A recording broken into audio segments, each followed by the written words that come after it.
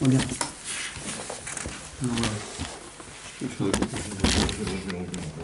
recule encore, il a dit.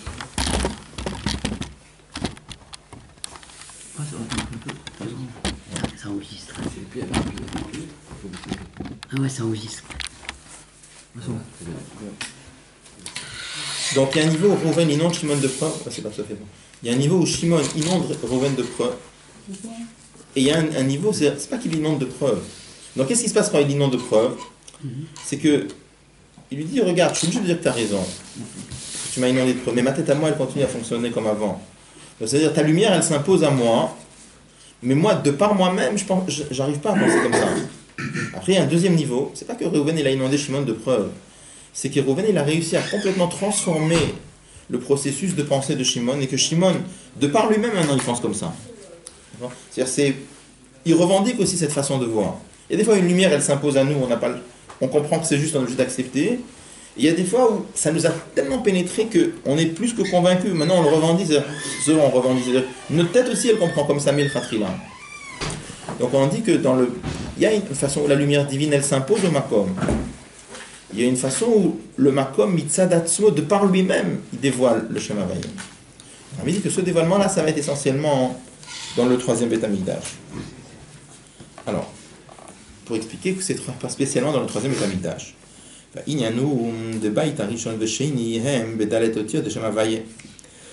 C'est connu en Chassidut que le premier Beth Amikdash et le deuxième, ils sont liés aux 4 lettres du nom de Dieu. Sherom Zimaleser Sfirot, qui font allusion aux 10 séphirot, aux 10 attributs. Et c'est marqué que Bait Rishon Hu Keila Abina, le premier Beth Amikdash, correspond au premier He, qu'on appelle le He supérieur, c'est Bina. Sheal Yadahu Giluya Yud Chochma, qui permet d'avoir le dévoilement du Yud. Il y a Yud Ke, c'est les 2 premières lettres. Le He dévoile le Yud.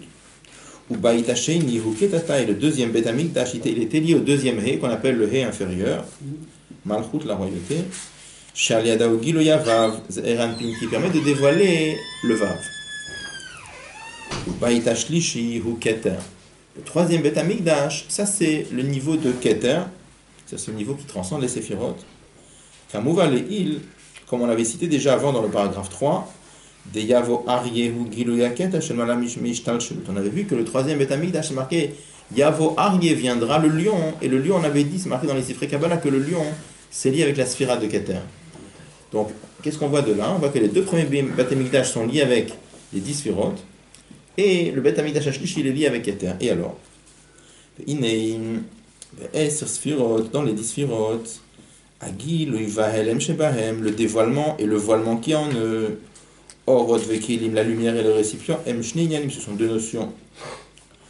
Vezei, Shnei Inyanim de Gilu Velem, Hem Shmotav Shel HaKadosh Baruch Hu, Shel Malam Shnehem. Le fait qu'on dit que les 2 notions, le voilement et le dévoilement, ce sont tous les 2 des noms de Dieu, qui sont au-delà de eux-mêmes, ou c'est par le dévoilement de Keter qui transcende l'enchaînement des mondes. C'est comme ça. Dans les 10 sphirotes, il y a 2 notions. Il y a le dévoilement et il y a le voilement, ce qu'on appelle en principe Orot Vekelim. Ça voulait dire quoi, Orot Vekelim? Une chose qu'on a vu plusieurs fois ensemble. Dans les séphirotes, il y a 2 choses. Il y a le dévoilement d'Akadosh Baruch Hu, et il y a le fait que le dévoilement d'Akadosh Baruch Hu prend une certaine forme. Par exemple, quand la lumière d'Akadosh Baruch Hu s'habille dans la séphira de chesed, de bonté, la lumière, elle prend une teinte de bonté.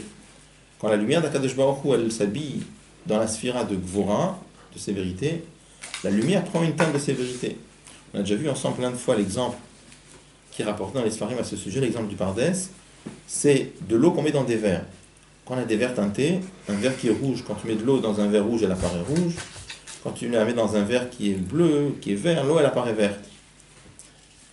En vérité, l'eau, elle ne change pas. L'eau, elle reste transparente toujours.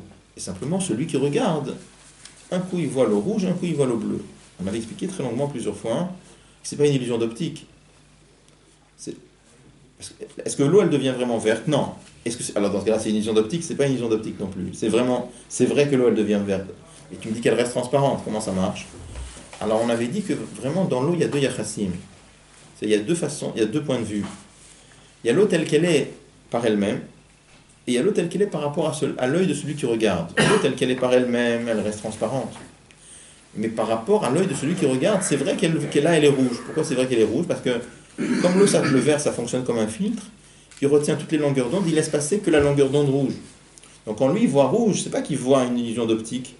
Lui, il voit vraiment que rouge, d'accord? Bon, de la même façon aussi, on dit que la lumière d'Akadosh Baruch Hu, quand elle s'habille dans les séphirotes, elle prend la teinte de la sphira, c'est-à-dire ça devient de la bonté, ça devient de la sévérité, ça devient autre chose, Chochma bin Adat, etc. En réalité, la lumière d'Akadosh Baruch Hu, elle ne change pas, c'est que par rapport à nous que ça change. Donc en vérité, dans Orod Vekelim, il y a deux choses. Il y a le fait que c'est un dévoilement d'Akadosh Baruch Hu, ça c'est le Giloui, le dévoilement. Et il y a le fait que ce dévoilement d'Akadosh Baruch Hu, il est restreint à une certaine notion. Sur quoi il est restreint à une certaine notion?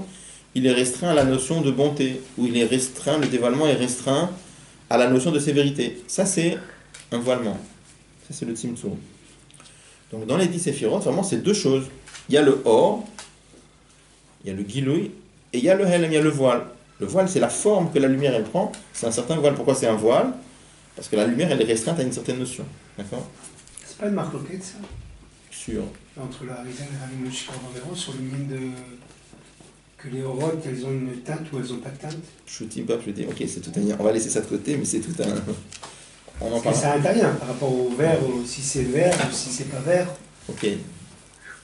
Bon, c'est même. Donc, comment ça dit? C'est tout un. Peut-être une fois on apprendra quelque chose là-dessus. Parce que c'est. Rabbi en parle dans ça. Le premier marre de la Nissu, Rabbi parle déjà de ça. Bon. Sans rentrer là-dedans. Ok. Donc, dans les séphirotes, là-bas, vraiment, il y a deux choses. Il y a le Giloui et il y a le Helem. Alors.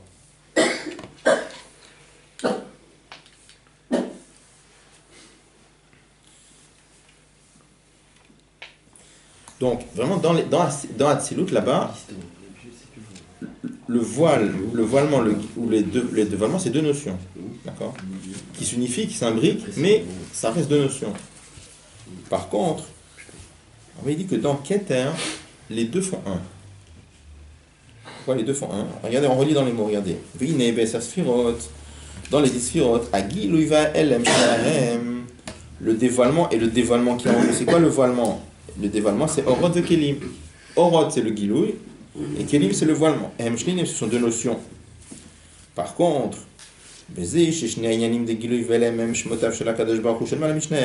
après, on avait vu tout à l'heure, avant on avait dit, il y a un autre niveau où le Giloui et le Helem, tous les deux, ce sont des noms de Dieu qui font un avec lui-même.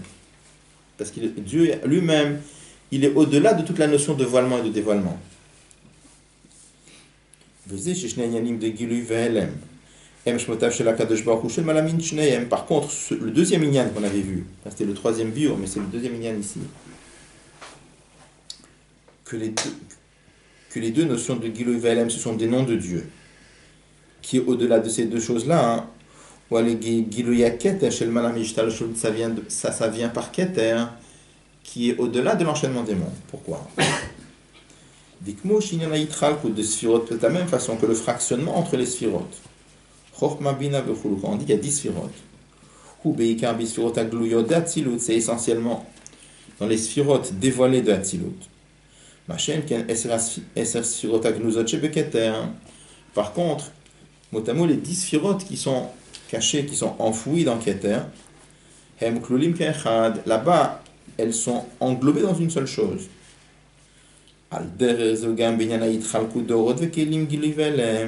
Il en va exactement de même pour la Yitralkut, le fractionnement de Orod Vekelim, Giloui Velem, que dans les 10 sphirotes voilées, Hem, les deux notions de Orod Vekelim sont Beitartut.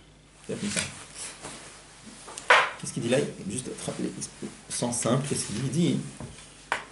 Dans les 10 sphirotes, il y a plusieurs niveaux, mais globalement, il y a deux niveaux dans les 10 sphirotes. Il y a les 10 sphirotes glouyot, et il y a les 10 sphirotes, comment elles sont gnuzot.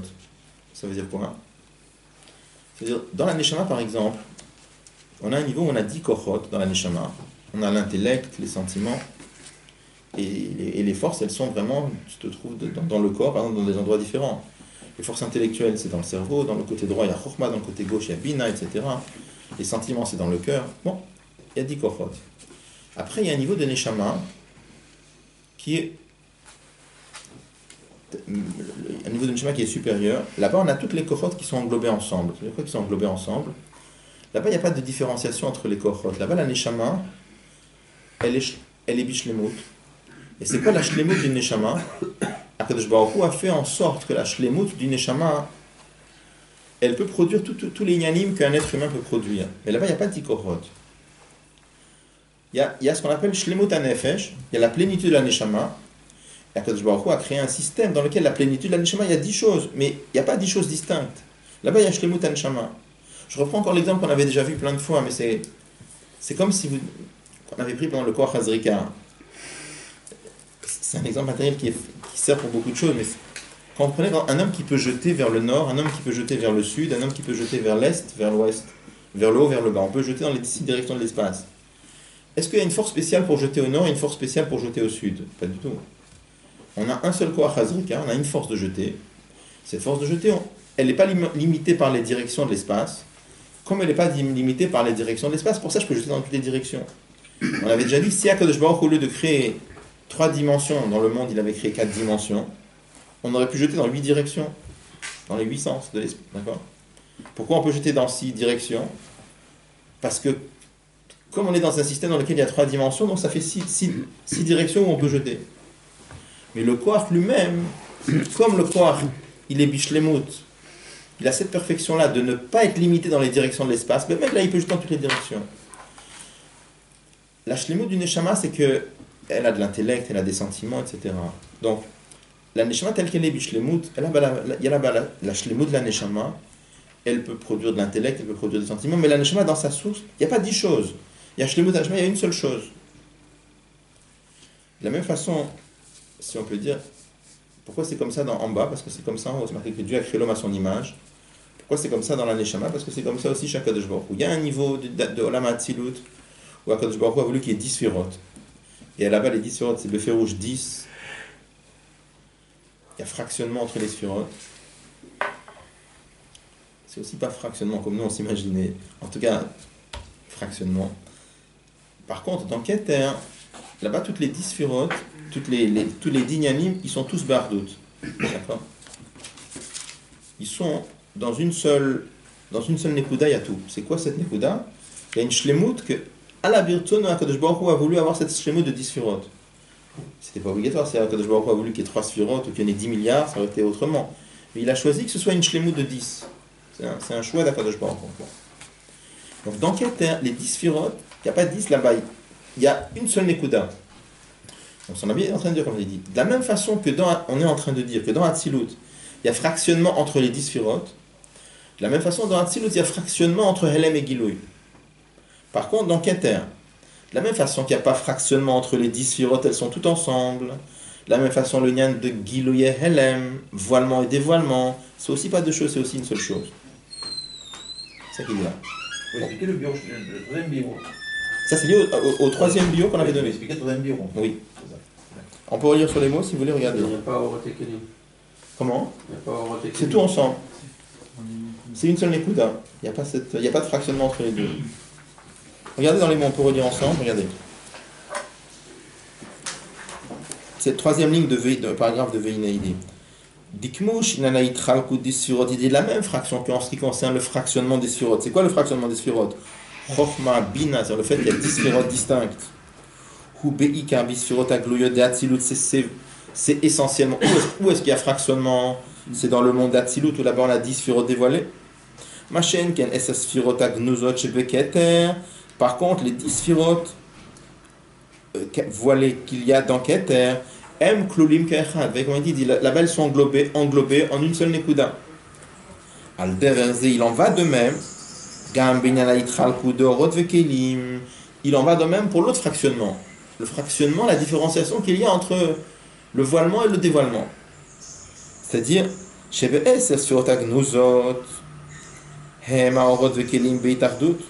dans les 10 sphirot agnuzot, c'est-à-dire dans Keter, là-bas, Orot Vekelim, le voilement et le dévoilement, ils sont Beitardut, ils sont complètement un.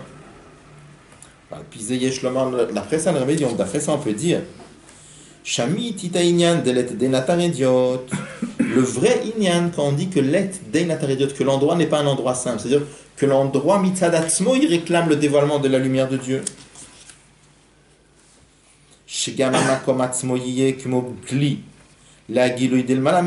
Que l'espace lui-même, il est comme un réceptacle pour le dévoilement de ce qui est au-delà de l'espace. Ça sera essentiellement dévoilé dans le troisième Bet Amikdash. Qui parce qu'à ce moment-là va se dévoiler dans les deux noms de Dieu tels qu'ils sont dans Ishtal Shelu, dans l'enchaînement des mondes. Et de là ça va découler que ça va s'exprimer dans les deux notions de Makom et le Malamina Makom, tels qu'ils sont dans le monde physique, dans le monde matériel, que tous les deux ce sont des noms de Dieu, chez le Malamishnem, qui est au-delà des deux, et que les deux font un. C'est comme ça. Il y a le dévoilement de Makom, l'espace, et il y a le Malamina Makom, ce qui est au-delà de l'espace. Ce qui est au-delà de l'espace, c'est lié à Shem Havaye. Ce qui est lié à l'espace, c'est lié à Shem Elohim. La question c'est de savoir, normalement l'un voile sur l'autre. Dans le Bet Amikdash Ashlishi, on aura le vrai dévoilement de l'et denatarediot, c'est-à-dire que le Makom lui-même, de la même façon qu'on a dit avant que le Tzimtzum lui-même, il devient un Keli. Et Keli, c'est-à-dire que lui-même il revendique, c'est-à-dire, c'est pas que ça s'impose à lui. Quand on dit le vrai Inyan de Keli, c'est que quand on dit que par exemple Reuven et Shimon ils discutent, il y a un niveau où Reuven il impose sa lumière à Shimon. Et Shimon n'est pas un Keli. C'est-à-dire quoi? Il n'est pas un Keli. Il reçoit la lumière, mais c'est comme un corps étranger. Être un Keli, ça veut dire c'est pas un corps étranger pour toi. Ça devient ton Inyan à toi. Toi-même tu le revendiques. Un peu de la même façon qu'on dit des fois que normalement il y a un qu'on doit dire un élève quand il répète des paroles de son maître il doit le dire Beshem Amoro. Il y a un niveau, j'ai pas en tête la sira, mais il parle des fois dans les sirotes que des fois c'est l'enseignement du maître, ça a tellement pénétré l'élève qu'il dit même pas le nom de son maître parce que maintenant c'est devenu son yan à lui. Il le possède tellement, c'est sa façon de penser à lui maintenant. Donc là, donc pour ça il le dit même plus au nom de son maître parce que c'est son yan à lui. De la même façon ici, il y a un niveau où la lumière s'impose au Tzimtzum et elle brille malgré le Tzimtzum et elle brille dans le Tzimtzum. Là on est en train de parler autre chose maintenant. Que le Tzimtzum lui-même, il réclame le Gilouï. Le Nyan de Keli, c'est quand lui-même il réclame, ça devient son Geder à lui, ça devient son Nyan à lui-même. Ça donne quoi dans le Bet Amikdash? Que le Makom, que l'endroit, Gashmi, l'endroit, l'espace physique lui-même, il réclame le dévoilement de l'Emalamina Makom. C'est-à-dire qu'il y a un niveau où le Malamina Makom, ça brille dans le Makom, mais ça s'impose. Mais c'est comme un corps étranger. Mais il y a un niveau. Le Makom lui-même, il est devenu un Keli pour le Malamina Makom. C'est quoi? Il est devenu un Keli. C'est son Inyan à lui maintenant. Lui-même, il réclame ce Inyan-là. Mais c'est étonnant parce que ce Inyan dont tu parles maintenant, c'est Yakir de Lato, c'est-à-dire qu'on voit Mamash le Gilou de Bigéder de Kadosh Baruch Hu. Et là, on fait référence au Betash Tishi. Moi, je pensais que le Betash Tishi, c'était le Gilou de Dira Betartonim. Or, c'est pas ça vraiment Dira Betartonim, parce que là, ce qu'on peut dire là, c'est le Bligéder. C'est-à-dire qu'on voit que le bas, le Tarton, il revendique la chose. C'est lui-même, c'est comme s'il dit lui-même. Ça, c'est Bligéder. Mais c'est pas Dira Betartonim. On va voir après. Il dit un petit mot après. On va voir. Il dit un petit mot sur c'est important, parce que c'est pas Beta Betartonim, je montrais que. On va voir après. Est-ce que le fait que on appelle les sphirotes Agnozot, c'est justement parce que tout est en un là-bas? Donc parce que on n'arrive pas à faire la distinction entre les uns et les autres. Qu'est-ce qui fait qu'on appelle Agnozot? Et c'est très surprenant aussi, parce que justement... parce que le Lachon là-bas dans les sphirotes, ça s'appelle Esser Sphirot Agnozot B'Matilan. Les 10 sphirotes qui sont englobées dans le Matil, dans Akadosh Baruch Hu. Mais il y a plusieurs niveaux dans les 10 sphirotes Agnozot. Il y a plusieurs biurim, plusieurs niveaux, c'est tout un... Après ça, on a l'impression là-bas que justement Gilouï et Stira c'est en même temps aussi. Que Gilouï et Esther, c'est en même temps. Oui. Parce que la nouvelle c'est de dire que le Tzimtzum, c'est quoi le Tzimtzum? Le Tzimtzum, c'est la volonté d'Akadosh Baruch Hu aussi. Donc c'est aussi un Inyan Eloki autant. Pourquoi Pour nous, le Tzimtzum, c'est un... Comment on voit en général les choses? On voit comme ça. Le dévoilement, c'est quelque chose de bien, et le voilement, c'est quelque chose de négatif. Comme ça, on voit les choses habituellement. Ça dépend comment on voit les choses. Si tu vois les choses comme ça, oui, c'est vrai. Mais si tu vois que le voilement lui-même, c'est un Eloki, alors tu vois les choses différemment.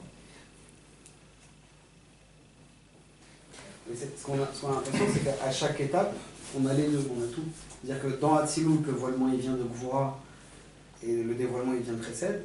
Mais par contre, dans Keter, c'est comme si c'est un peu différent, mais c'est comme si tu disais. J'ai un petit peu de mal à percevoir. C'est-à-dire on a l'impression que ça se mord un peu la queue. Ça. Dans Keter, il y a tout ensemble. C'est comme si tu disais comme ça, quand tu vois le maître qui fait un machal, tu peux voir comme ça, tu peux voir la machal, dans le machal, la lumière elle est très grossière par rapport au nimshal. Tu peux voir autrement. Tu peux voir. Tu es complètement impressionné de la force du Rav qui a réussi à faire un machal pareil. C'est-à-dire que dans le machal lui-même, pas parce qu'il te permet... Il y a une façon de dire que le machal lui-même, c'est pas un voile, pourquoi? C'est un instrument de gilouï. Sans parler d'instrument de gilouï, le machal lui-même, le tzimtzum lui-même, c'est un yanif là. Ce que tu dis là, ça c'est dans Hatzilut que c'est comme ça? Le fait de voir la grandeur... Du côté d'Akadosh Baruch Hu, c'est comme ça, mais nous on le voit pas comme ça.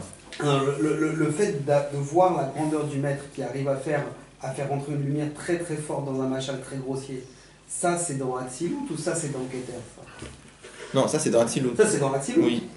Le lien de Keter, c'est de dire l'autre lien, c'est de dire ce qu'on vient maintenant de dire que le tzimtzum lui-même, c'est aussi un Inyan Eloki, pareil. Qui t'a dit que le Gilui c'est plus un Inyan que le LM? Ça c'est Inyan Eloki, ça c'est Inyan Eloki. Mais quand on dit que NNCM Atzirat Atzmo, on l'applique aussi pour Hatzilut. Dans le Tanya, dans le Khalek Dalet, il dit que le Shem Elokim, il ne vole pas le Shem Abaye. C'est le Hetzem. Il y a plusieurs biorim, pourquoi ça ne voile pas le Hetzem? Pourquoi ça ne voile pas? Donc c'est pas le même bio entre Hatzilut et Keter. Non, c'est pas le même bio. Alors, il y a un bio, on dit, pourquoi ça ne voile pas? Parce que c'est aussi un instrument de Gilouï. Que le Tzimtzum il est bishvi la Gilouï. Le Tzimtzum il est pour le dévoilement. Mais je suis obligé de dire, Tzimtzum c'est pas quelque chose de bien. Tzimtzum c'est quelque chose de négatif. Mais comme le Tzimtzum c'est pour le dévoilement, c'est quelque chose de bien. C'est quoi la Gilouï quand même, c'est partie du Hetzem. Après, on dit autrement. Ne me parle pas du fait que le Tzimtzum c'est bishvi la Gilouï. Le Tzimtzum lui-même, c'est aussi Seigneur la Ratzon d'Akadosh Baruch Hu, pas moins que le Gilouï. Et là, c'est du faire penser à Quand est-ce qu'on peut voir ça? Parce qu'on ne le voit pas ça. Quand est-ce qu'on peut le voir? C'est qu'on a le yichud entre les deux. Mais on n'a pas le yichud dans Hatzilut, entre les Sphirot et Akadosh Baruch Hu. Ça reste deux choses. C'est deux, mais en fait c'est deux qui font un. Parce qu'on a dit clairement que de la même façon que dans Hatzilut, il y a 10 Sphirot distinctes, même qui s'appellent Olam Ardout avec tout ce que tu veux. D'accord? Mais c'est marqué. Pour ça je dis c'est pas Yitralkut comme nous on comprend. Mais c'est marqué quand même Yitralkut. C'est marqué 10 Sphirot, pas 9 et pas 11. Oui. Alors, pareil, le Gilouï LM aussi, c'est deux qui font un. Alors dans Keter, c'est bien là, il n'y a pas de... Mais dans Keter, c'est un. En général, quand on parle des Sirot et Gnuzot, Comment? En général, quand on parle des Sirot et Gnuzot, on ne dit pas Sirot et Gnuzot dans Keter. Il y a plusieurs niveaux, Simplement. Il y a Koudim de Koudim. C'est ça, justement. Il y a plusieurs niveaux. Oui, et à chaque fois, ça. Mais alors c'est dans Keter, c'est. Là, on parle de quel niveau là? Hein? On parle de quel niveau là? Là, il parle dans Keter, il ne rentre pas dans les détails, mais c'est. C'est au-dessus d'Hatzilut, quoi. C'est juste au-dessus d'Hatzilut. Je veux dire, à Koudim de Koudim, en général, quand on parle à Koudim de Koudim, c'est dans Keter.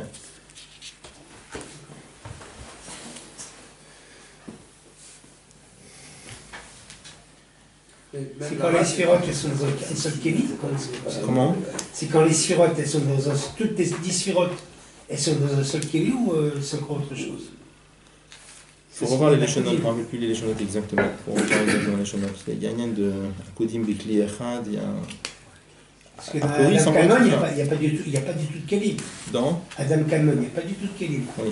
Non, là, il semblerait Est-ce qu'on est jusqu'à là ou on est juste dans le Keter au-dessus de Hatzilut? Je ne saurais pas dire.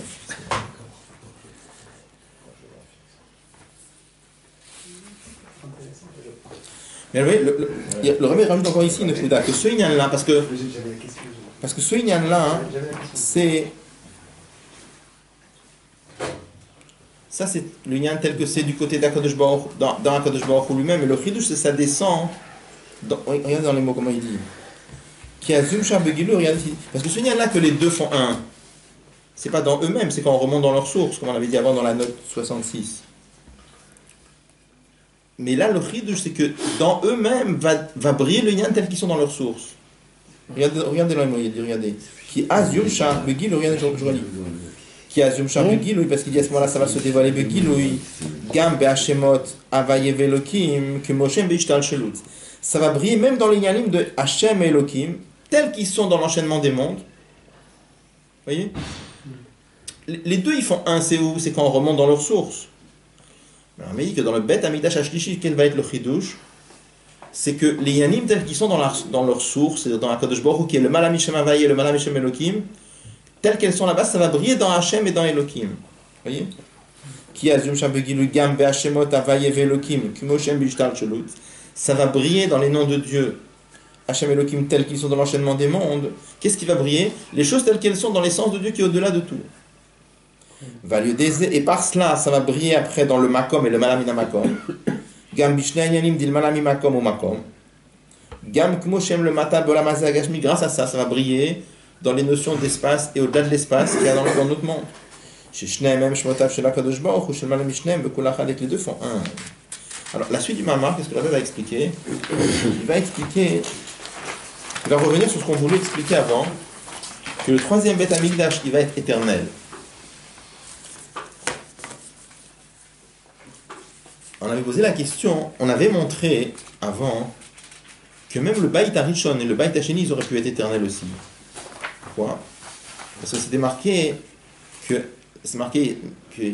est venu Ariel, et il a détruit Ariel.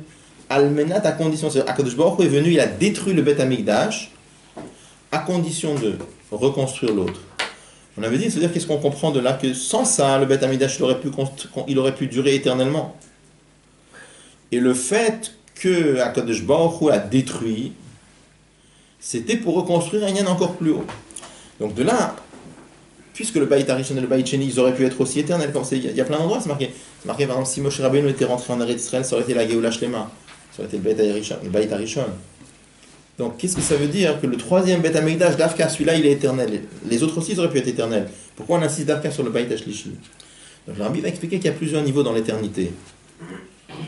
Que le Inyan d'éternel, l'éternité du troisième Beth Amikdash, c'est une autre madriga. C'est de la même façon qu'on a expliqué dans le Makom, on va expliquer maintenant dans le Zman.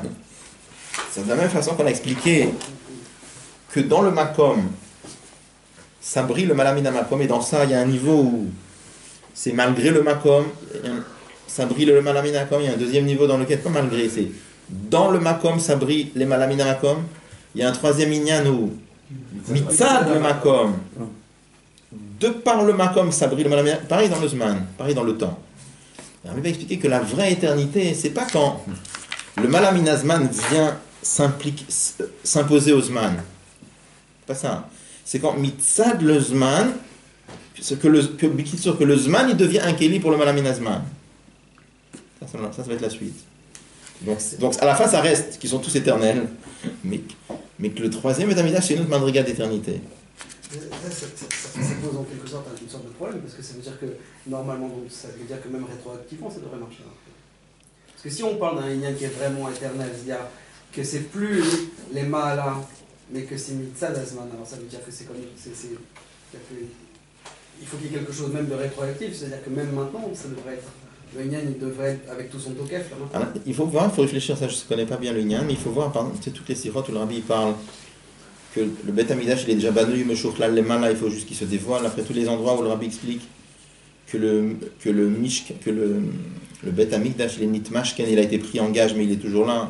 Donc ça reste, il faut regarder tous les endroits exactement pour. Je sais pas. Avec l'espace, ça va, c'est facile. Mais avec le temps, il y a avant et après. Mais si c'est éternel et que c'est les Malaminazman qui est à l'intérieur du Zman et que c'est Mitochazman, enfin Mitzadazman, ça veut dire que même maintenant. Non, j'entends ce que tu dis, mais. Ou alors même rétroactivement, où il y a quelque chose qui passe qui n'est pas normal, quoi. Enfin pas intuitif. Faut voir. J'entends bien ce que tu dis, mais faut voir. Bon. Piseyuvan, après ça, on va comprendre. Ce qui est rapporté dans plusieurs endroits, et on l'avait mentionné déjà dans le premier paragraphe, des malat beit ashlishihu sheyeka yambeki umnitzri, que la supériorité du Beth Amikdash, du troisième, c'est qu'il va être éternel. C'est l'Ichor a priori, כיוון שעניין הנצחיות היה אפשר להיות גם בבית ראשון כמובן ליל סיף ג' puisque la notion d'éternité ça pouvait déjà être même dans le premier comme on l'a dit avant comment est-ce qu'on vient et on dit chez Zou Yamala de Baït Ashlishi que c'est ça toute la grandeur du Baït Ashlishi, c'est qu'il va être éternel. A priori, c'est pas un grand chidouche. On aurait pu savoir déjà même dès le premier. Veyesh Lomar Abbiyo Bazé. Je parle pas du deuxième, je parle que du premier. C'est pareil. Veyesh Lomar Abbiyo Bazé. L'explication c'est Denitzri Uchaita Yocholaliot de Baït Arishon Hibeika Mitzadagil Idil Mala Meazman.